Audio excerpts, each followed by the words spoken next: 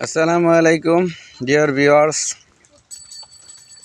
সুন্দর মনোরম পরিবেশ, ঢাকা শহরের অদূরে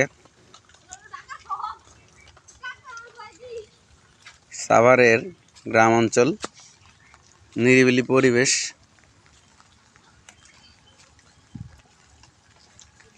বৃষ্টি স্নাত।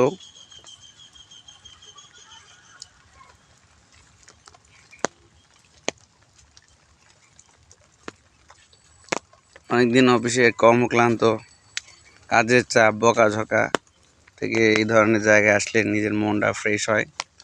একেবারে গ্রামীণ পরিবেশ। লোকেশনটা হচ্ছে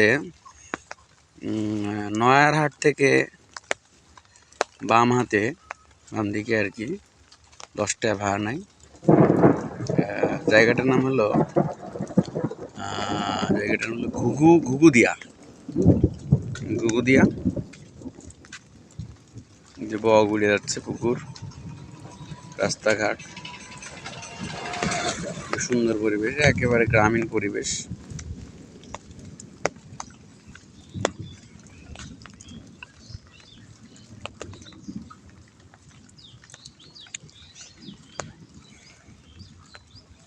আজকে 5 আগস্ট, সেই ঐতিহাসিক দিন যেদিন ফ্যাসিস্ট গণহত্যাকারী শেখ হাসিনা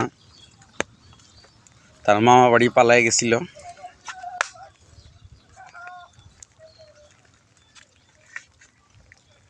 বাংলাদেশের স্বৈরাচার থেকে মুক্ত পাইছে। এখন আমরা স্বাধীন বাংলাদেশে বসবাস করি। 1971 সালে মহান মুক্তিযুদ্ধে 30 লাখ শহীদ, 2 লক্ষ মা বোনের ইজ্জতের বিনিময়ে আমরা যে বহুদলীয় গণতন্ত্রের স্বাধীন বাংলাদেশ পাওয়ার ইচ্ছা পোষণ করেছিলাম, তারপরও আমার জন্মভূমি বারবার ফ্যাসিস্টের দখলে গিয়েছে। আমি আশা করি পরবর্তী বাংলাদেশ তরুণ প্রজন্মের হাতে থাকবে। তরুণ প্রজন্ম বাংলাদেশে সৎ, নির্ভীক একটা জনকল্যাণমূলক রাষ্ট্র উপহার দেবে।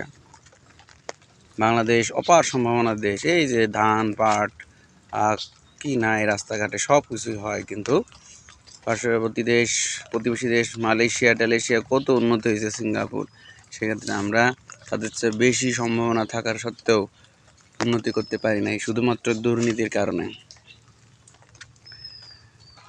আশা করি উত্তরোত্তর বাংলাদেশ সমৃদ্ধি হোক, বাংলাদেশের উন্নয়ন হোক। আমরা হয়তো দেখে যেতে পারবো না, কিন্তু আমাদের পরবর্তী প্রজন্ম যেন এই সুন্দর বাংলাদেশে, স্বাধীন বাংলাদেশে সুন্দর হয়ে বসবাস করতে পারে। আর যেন কোনো মায়ের বুক খালি না হয়, আর যেন কোনো সন্তানকে রাস্তাঘাটে গুলি খেয়ে মরতে না হয়। আসসালামু আলাইকুম।